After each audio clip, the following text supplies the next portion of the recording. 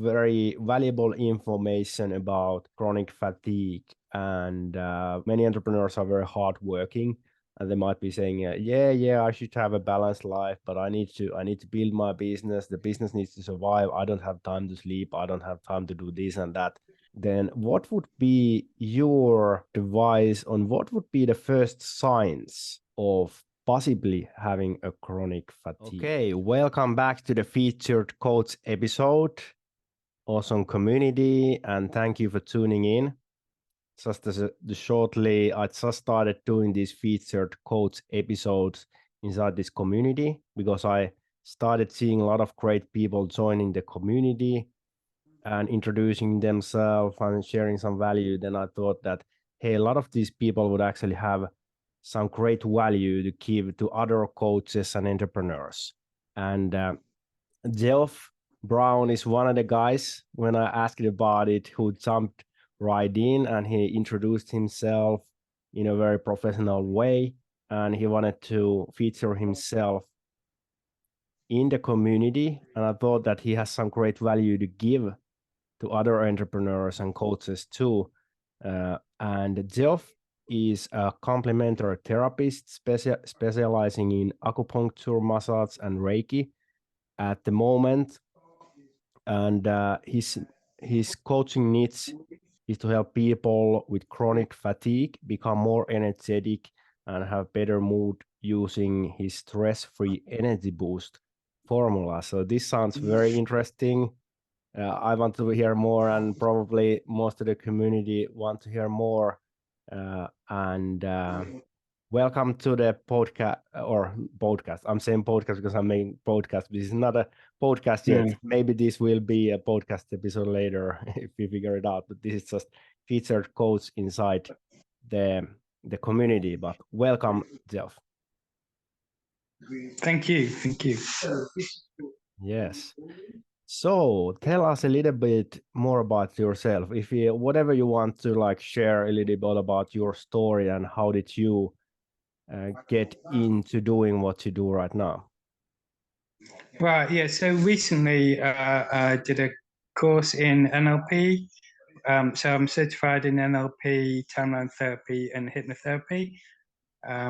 So I'm going to be doing some coaching at the moment using NLP, and so the Timeline Therapy is particularly good for clearing some negative emotions, fear, sadness, anger, guilt, and hurt. It can clear those, essentially, it clears those from the past and up to the present. So, I mean, they can crop up again, but a lot of problems people have is like they'll have had some episode, usually between the age of when they're born and age 7, they'll have had some traumatic experience, something which will cause, say if they have a really fearful experience, say a dog bit them or something, and then they're fearful for the rest of their lives, they'll be afraid of dogs.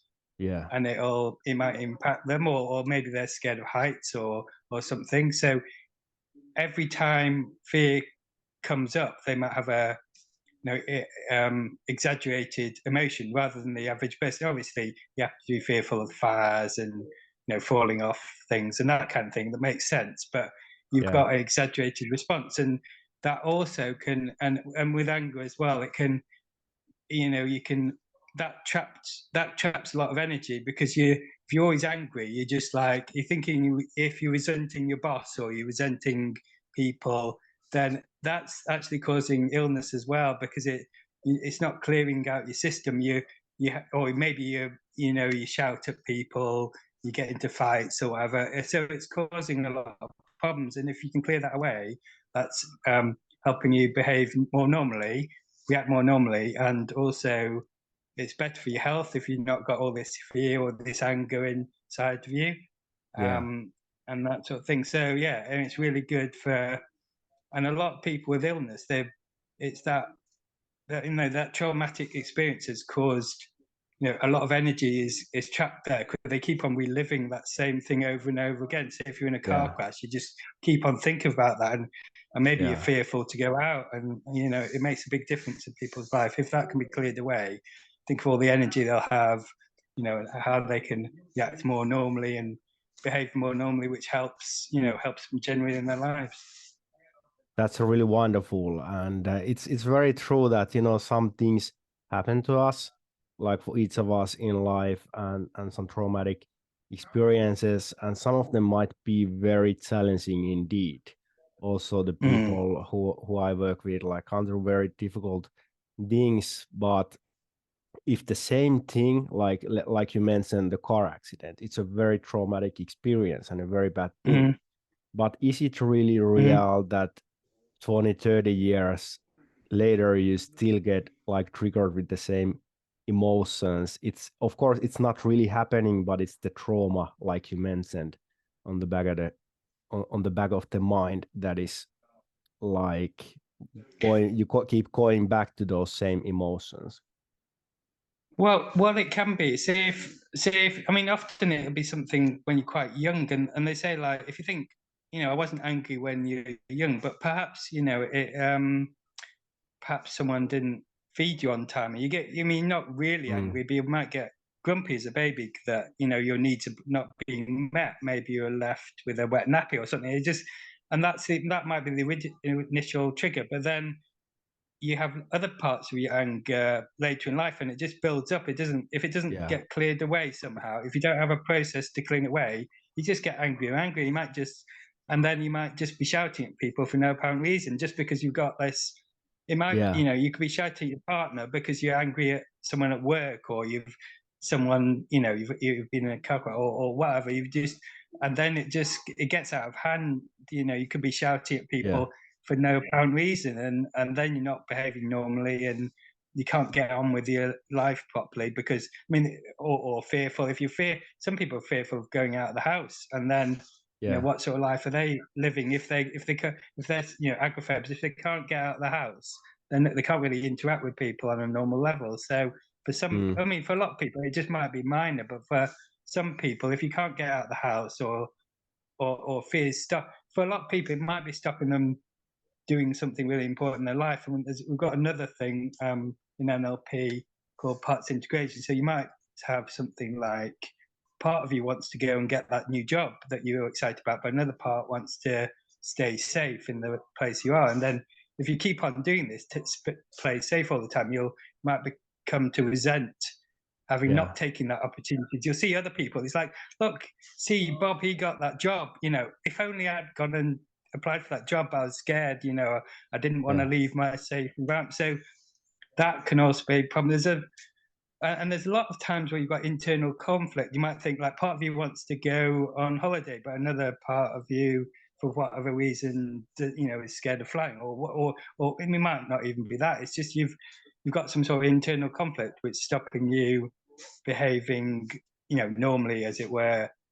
yeah, And that happens with everyone, and we might not even realize. You're thinking, well, why didn't I change job? But then thinking, oh, I was playing it safe. And you know, if mm, you never take those opportunities, then you know, you might become sad or depressed, because just because it's like, oh, if only I'd done that, if only I'd done this, you know, but I was just too, you know, I didn't yeah. want to take that risk or whatever. So that's something else I can help with.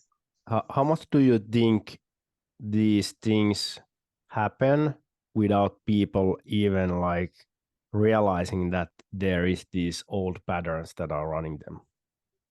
All the time, all the time. I mean, I could say something from my own experiences. So, and this may seem almost ridiculous, but it's something we call a limiting decision. So there'll be something that happened in the past which caused you to act in a certain way. So for me, I could meet loads of girls that I liked, but they'd always just want to be friends. And Yeah, it was something. I mean, I've got that sort of sorted out now, but it's something like, after a while you think like, well, I've met like 10 women who just want to be friends and I want more, sort of thing. mm, It can't just be them, it has to be something to do with me, because it's, if you think of what's the common denominator, it's me, isn't it?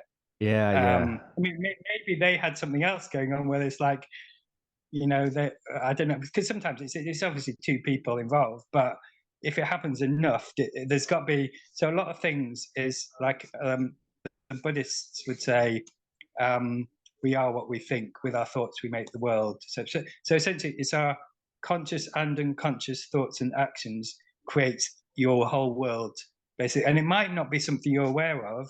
I wasn't deliberately going to find women who didn't want a relationship. Yeah, That of wasn't in my course. mind. But on my, Mm. from my unconscious mind, that was what, that was a process that was running. So I couldn't really escape it.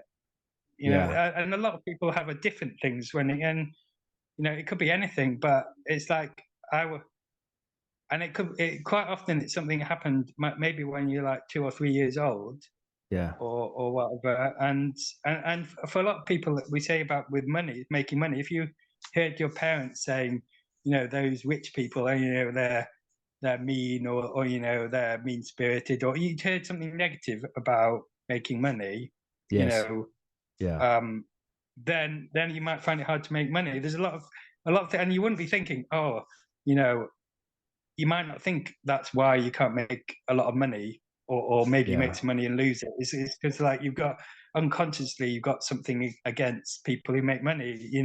You're rich or successful. You might have something unconsciously thinking, oh, I hate those.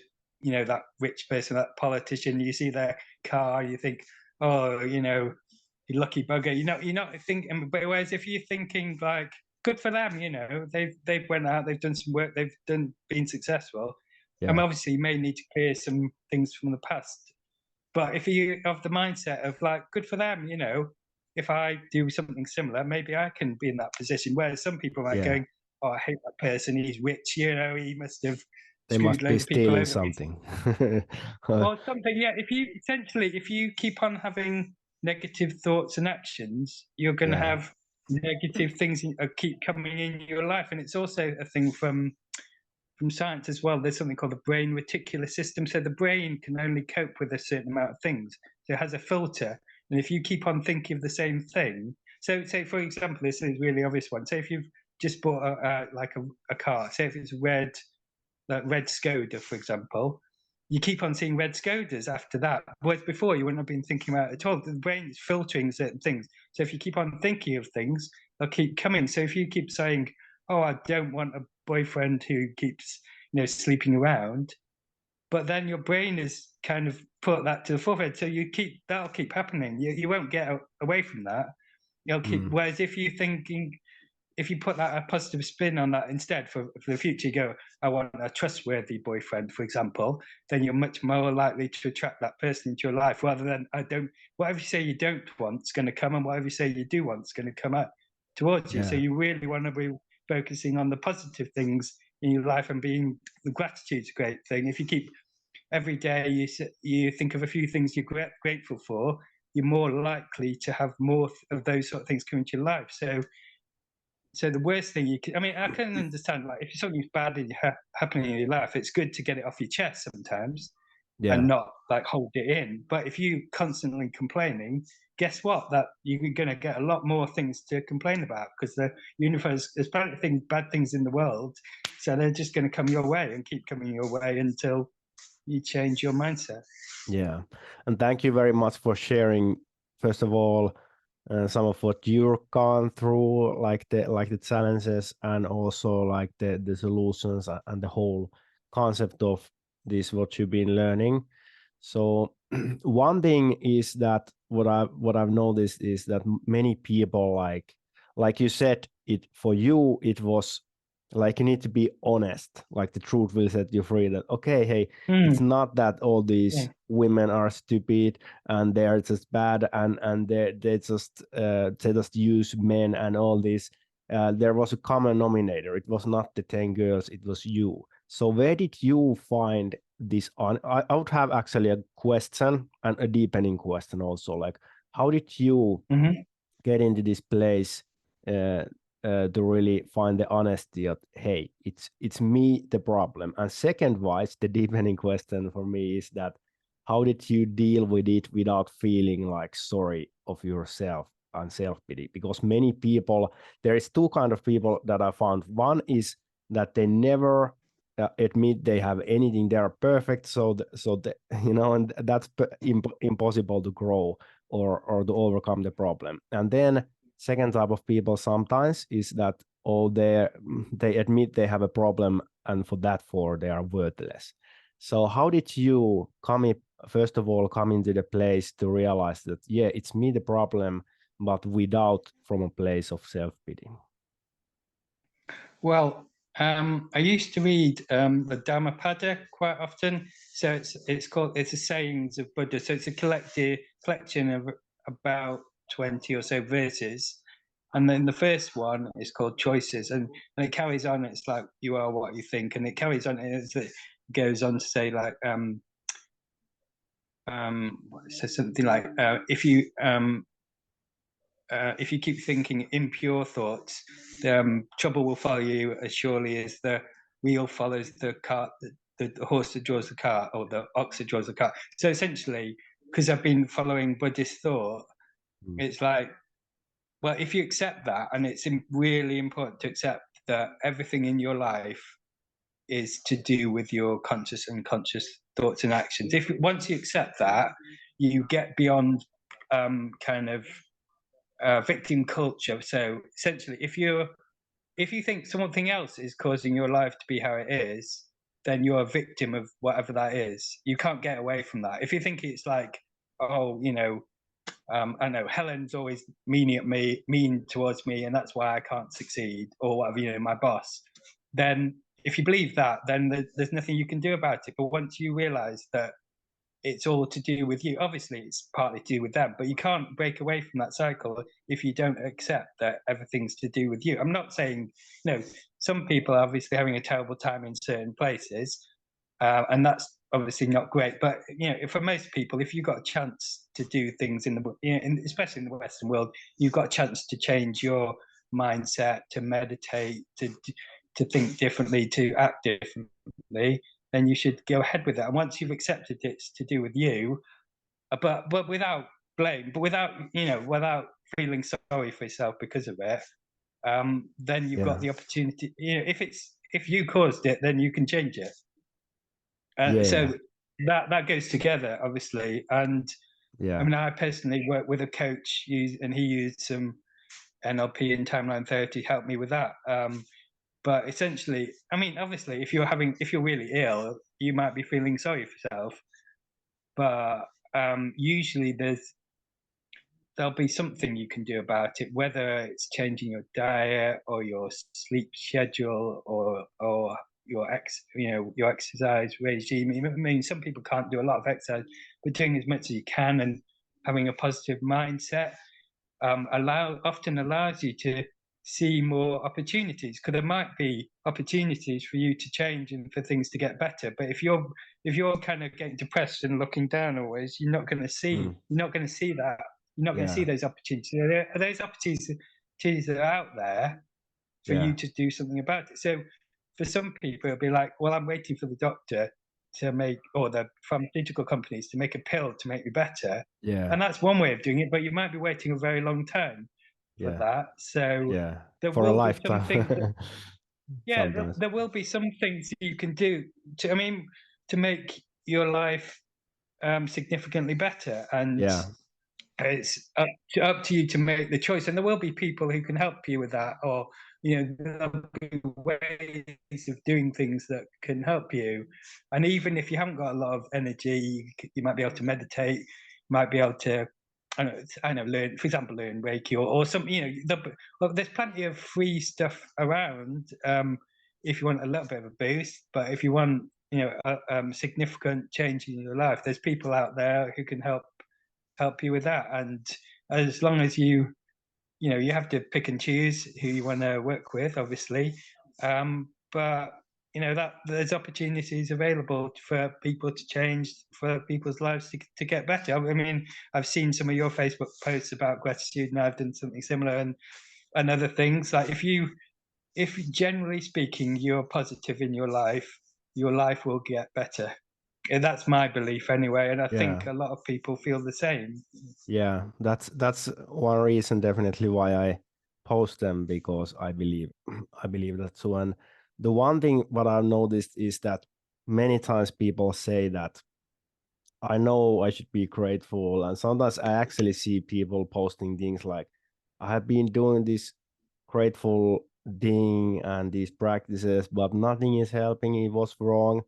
And for me, in my opinion, that post tells to me that are you really grateful, because this post that you're doing is not, of course you might get frustrated or something, but also I noticed that many times common knowledge is not common practice. So are you actually like, many people like know these things, but like it's too simple to just every day write down 5 to 10 things that you are grateful for.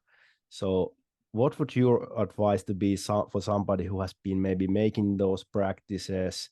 Okay, I'm practicing gratitude, I'm doing all these things, but they feel like they're not progressing or something. So maybe somebody in the audience is feeling like that right now. So what would your advice be for them? Right. So one of the things that you do need to do is, I mean, obviously, if you can only think of two, put those two down rather than five. If you're really grateful for those two, don't feel like you have to stretch it out. But also, for your life to change, your kind of, I know, your vibration, your energy has to change. So if you're able to think, maybe think of a time in your life where things were going well, think back on that time and concentrate on the energy of that time, the feeling you had, the sounds you were hearing at the time, what you saw and what you felt during that time when things were going well, and then um, focus on that, and then you're more likely to bring that sort of reality into the future, into the present. So what you can do with NLP is sort of imagine a time in the future when things are, say, we can deal with anxiety this way, is think of a time in the future when your anxiety is cleared and you're bringing it into the present. So if you always do the same thing, you're always going to get the same result. So you have to, sometimes there is that difficulty. It's like, I'm nearly there. I'm doing the things I think I should be doing, but I haven't quite changed. It hasn't affected my life just yet. And if you can somehow focus on any time in your life when things were going well and keep focusing on that sort of the feeling, then obviously the brain and the universe is going to think, oh, right, that's what they're looking for, and we'll bring Yeah. more of that into their lives. So yeah, no, I agree that, I mean, I've had that as well, that it's like, well, I'm doing all the things I should be doing, but my life hasn't just, I mean, it feels like it's almost, sometimes you almost have to be doing something else, not concentrating on the thing that you're really trying to do, and it'll happen. Whereas if you're 100% concentrating and thinking, like, if you're concentrating and thinking, oh, it's not quite happening, then that's what's bringing, you bring more into the universe of, like, you'll still get more and what's happening. You have to think, even if you can't think, right, it's happened already, you can think, right, there was a time when, there's got to be times in everyone's life where something went well. If you can concentrate on that feeling of things going well and really spend some time every day, maybe meditating, or like, well, I remember the time I went on holiday. I remember the time when I scored a goal in football, or whatever. Anything where there's a success, there's achievement, where things were going well. That's what you're trying to focus on. And you can, in NLP, you can anchor things. So you might really think about the time when you were really successful at work, or you did well in athletics, or you climbed a mountain, and then you're pressing on a point, and you're sort of creating a connection to that. So when you press on it again, it happens again. But I mean, so that's an anchor. But before doing that, if you keep thinking about times when when you're happy, when you were successful, that kind of thing, then it's more likely to happen. Well, that's what I believe anyway. Yeah, and that's very good advice, and I definitely believe that it's a lot easier, because let's say that if you feel depressed or something, it's a lot easier to try to remember some memory when you was happy, and then like transform it into the presence, instead of just I'm happy, I'm happy, I'm happy, and your brain says No, you're not yeah, happy. yeah. I mean, because there's bound to be, because even in acupuncture, quite often, if you might smile at someone when you meet them, or you might ask them, last time you were on holiday, was it sunny? Did you enjoy it? Or maybe if it was in the north, was it snowy? Do you like the snow? Like, you're bringing up things that are good and happy, And for that, I'm partly doing that to diagnose people whether it's normal or not. But if you keep talking about things and thinking about things when things were good and when you were successful or happy or anything positive, then your brain, and this is like, it is literally a part of your brain is going, oh, I'm looking for things that made me happy. Yeah. And also you can do it from a Buddhist perspective or other perspectives, like, well, that's what they want. I'll bring more of that into their lives. And if you're thinking of, oh, things are terrible, I'm not making money, I'm depressed, and you keep thinking that, guess what? You'll get more of that. So if you can, even if it's only for like half an hour a day or however long you can do it, and think of, it's been sunny, there's a nice flower, anything, even if it's a really minor thing, it should be able to think of, some friends you've met or some good experience you've had, and then keep focusing on that, and then that should bring more of that into your life. And also, if you're happy, you're looking up, you're looking for opportunities. Whereas if you're sad, you're not interacting much. Like if I hadn't interacted with you, I wouldn't be here. If I was just like, oh, I can't be bothered, I'll just like, nah, wouldn't be here. Obviously, I made the effort. I made a response. I made a positive response, and that's why I'm here. Yeah. That's very good.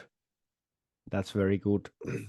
And tell me something, Geoff, about chronic fatigue. Can you say somebody who might not be listening to this and okay, maybe even somebody who doesn't have an idea that they would have a chronic fatigue, but maybe they feel like a little bit of lack of energy or something. Can you tell a little bit about that topic from, I don't know, maybe something that you gone through or someone you know or someone your client or whoever? Yeah, I know some people that I do a lot of walking, for example. I do a lot of hiking in the UK. And I have been walking with some people who have got chronic fatigue, and some of them have a particular syndrome where, right, they're all right on a flat walk, but maybe they have to go up or down hills. And for some people, there's a syndrome called POTS, and essentially it just means their heart races and then they collapse. And I went on a walk with one of my friends, and she was fine one time, and then another time she was almost collapsing. I was just holding her, and after a while she was fine, but she can't necessarily go up a mountain. And what we mean by chronic is if it's gone on for about 3 months or more, like insomnia. If you've had it for 3 months or more, then you can call it insomnia. You can say like you definitely got a problem with that. Like chronic fatigue, if you're tired just after walking up a hill, it's like, that's gonna happen to most people, or a mountain or whatever. But if it happens all the time and it's gone on for 3 months or more, then you've got a problem, an actual problem.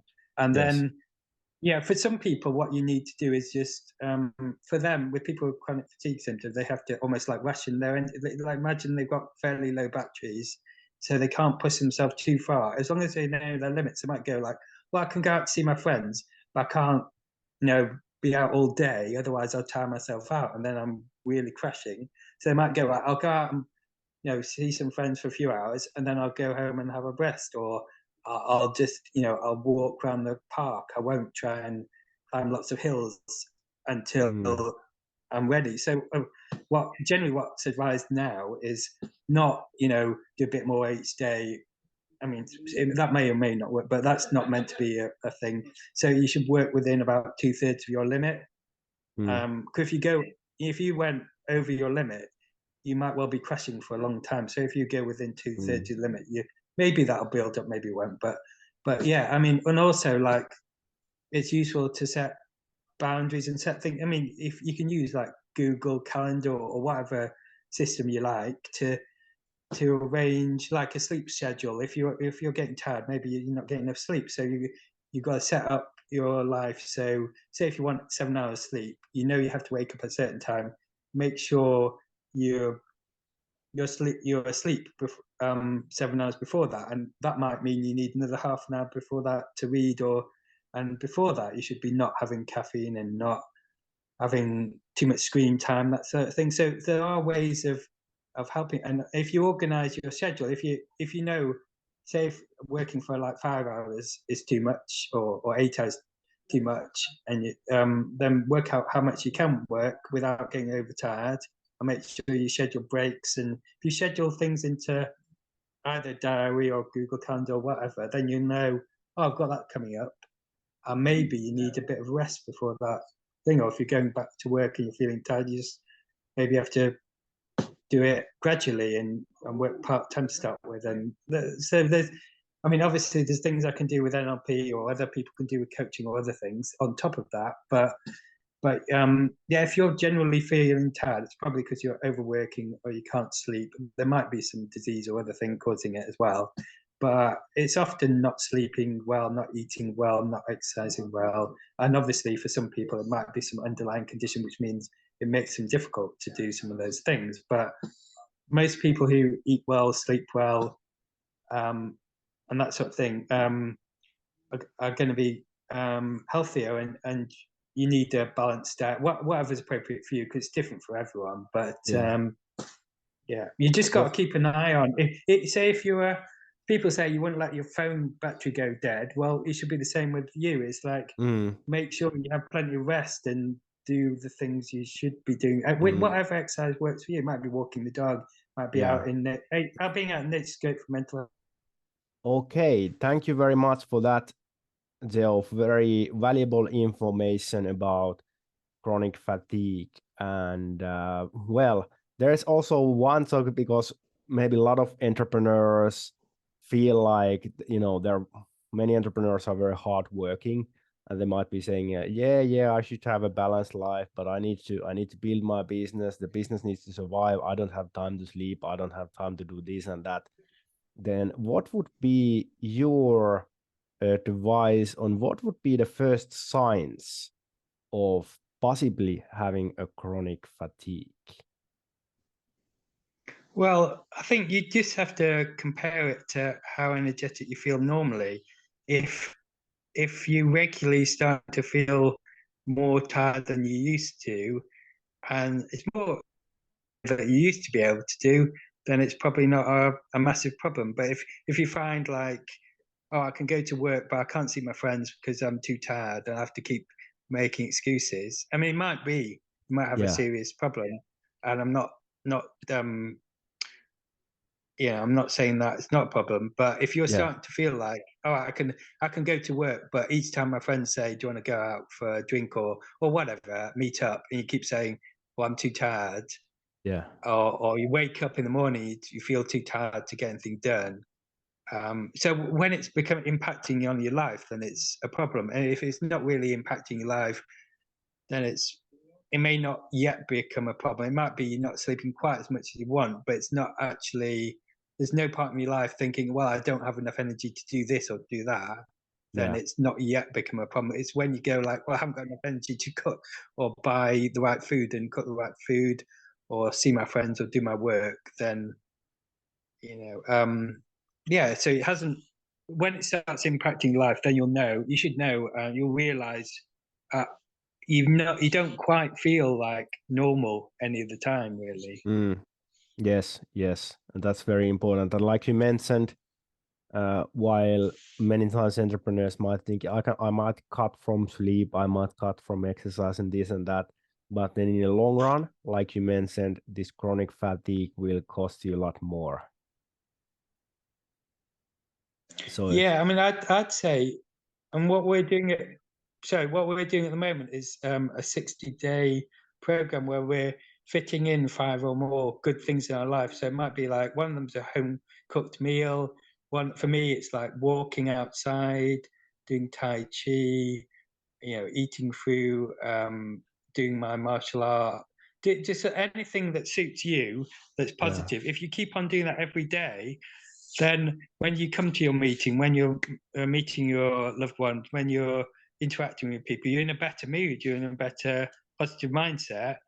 And so that time will be more productive than if you're just exhausted. And so it's better off doing a few of those things every day, whatever suits you. I mean, you shouldn't do things that don't suit you. You should do things that are healthy and or put you in a good mood. And then you go like, well, I got up a bit earlier. I did my walk before I did my, or walk or whatever suited to you, or meditation before I Yeah. did my work.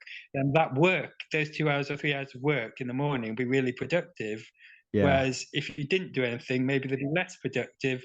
So Yeah. it is worthwhile sleeping well and doing these things, because then you may be only working like 6 hours Yeah. instead of 10 hours, but those 6 hours you've done way more than you would have done in the 10 hours, because you've had Mm. productive time rather than, oh God, I'm really tired, I'm working late, I'm trying to do this thing, but it's not quite Yeah. working because I can't concentrate properly. And everyone's done that. Maybe for exams, it's like, I usually find that after 9 or 10 p.m., it's like, there's no point me carrying on. I'm better off going to sleep, waking up a bit earlier and Yeah. doing something then, because then, and often if you wake up a bit earlier, haven't sent you that email or calling you, and you get a bit done before the Mm. rest of the world's starting to interact with you, and then you obviously have to deal with that. Yeah, yeah, that's a very good point, and it's kind of delusional to think that we can just work and think it's going to be more effective. It's very good that you pointed this out. That it's not only good for your health, but it's also more productive, and it's definitely not selfish to take care of yourself. You'll be better off, more productive, better. Mm, You'll be in better energy and mood for the fellow human beings and mm. colleagues and partners and clients and everywhere. So it's a very good one. Can you share us how did you get into this whole business? What got you started in the first place? Oh, well, in the first place, for my acupuncture, I had a friend who did an acupuncture college, and I was meeting him separately, a different thing at a camping event, and I was hearing about what he did. But what I was finding was, like, I was going to work doing a standard office job, but then afterwards, to kind of get back to normal, I was doing some yoga, I was doing some tai chi, I was doing some meditation or juggling or walking or whatever.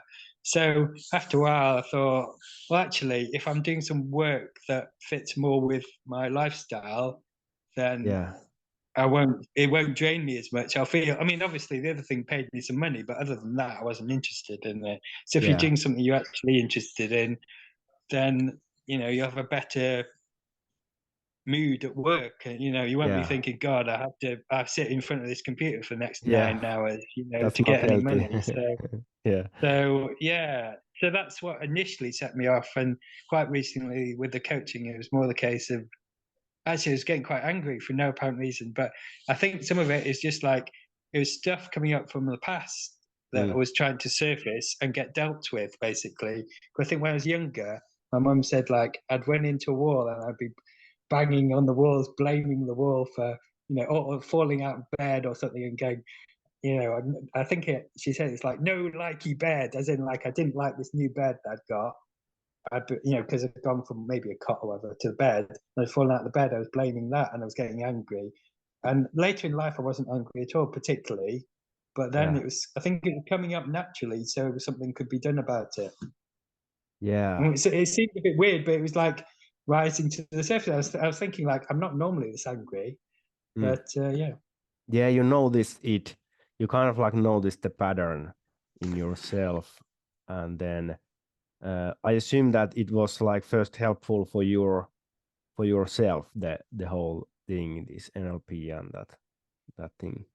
Yeah, I mean, it was because when we did the course, as part of the course, you go through a process where, I mean, actually, the person running on the course, he's picking volunteers, and, like, you volunteer to have something done, and then it gets done, and other people can watch that process. But then, like, you can clear your anger up to the present, and obviously you might be angry in the future. But say if you cleared up all the anger you had in the past up to the Mm, present, then you've not then you'd be like building on a zero. You reset yourself, you build, so you might get angry in the future, but you not get angry. You would, instead of, like, your anger starting at 5, it's starting at 0. So, like, you'll meet people where you feel like they're almost ready to kick off or start a fight as soon as you meet them. They're not even, they're stood outside a pub looking for a fight. There's some mm, people, their anger level, they're they're almost there. They're almost starting that fight or that argument right away. You want to be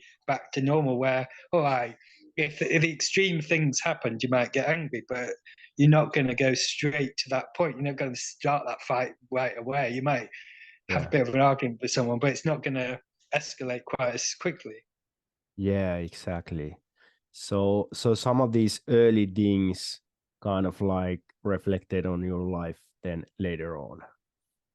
Yeah, because actually I was finding, I mean, I wasn't getting into fights, but I was getting like, say, if in traffic someone annoyed me, I'd be probably shouting at, maybe not shouting at them, but shouting, they might have driven by, but, instead of, and there was, I mean, compared to like the stage where I was meditating a lot, and like anything could happen. I could be stuck in a traffic jam for half an hour and actually be quite happy because I can spend this time meditating rather than like if you're really angry, you go like, damn you, I really want to get to work. Why don't they let us get through, a that kind of thing. You could get really frustrated about something because some things you can deal with and some things you have no control over. Say if there's been an accident and you're stuck in a traffic jam, there's nothing you can do about that. The only thing you can do is work on how your response to that. You can't magically make all the traffic clear and you have a nice journey, but you can spend that time in a positive manner rather than going kind of thing. Yeah, there was actually this guy in one of Tony Robbins' events. I don't know, have you ever been to some of his events?